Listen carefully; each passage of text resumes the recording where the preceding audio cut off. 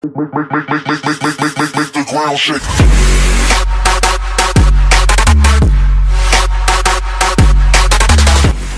E aí galerinha, aqui quem fala é IP Games com o meu terceiro vídeo. Hoje eu vou falar sobre um mod para Minecraft.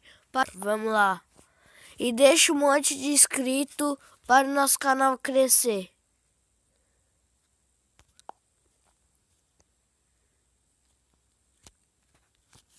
Daí vocês vão lá na barra de pesquisa, bota mod para Minecraft.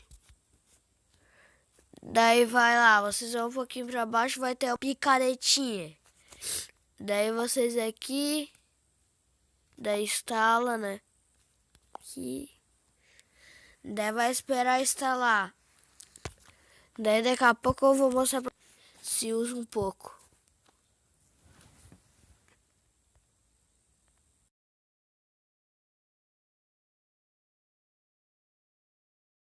Aí galerinha, já instalou aqui, agora vamos falar um pouquinho sobre isso.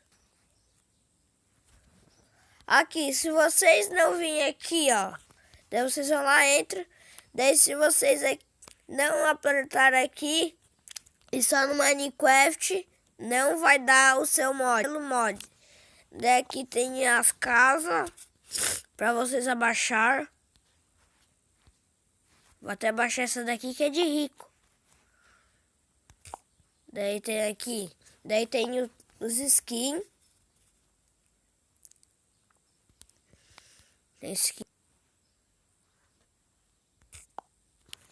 Daí que tem skin que vocês quererem. Como eu vou deixar no Minecraft.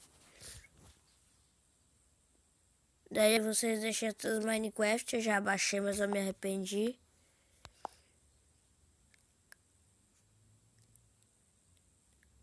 E aqui tem umas vilinhas.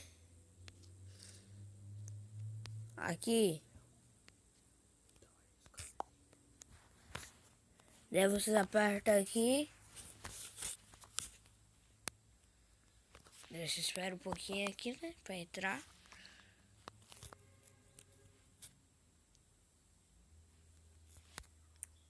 E vocês entram no teu Minecraft. Vai entrar naquela casa lá pra vocês.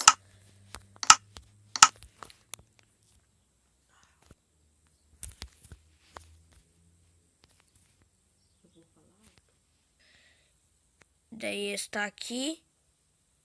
E deu! Falou!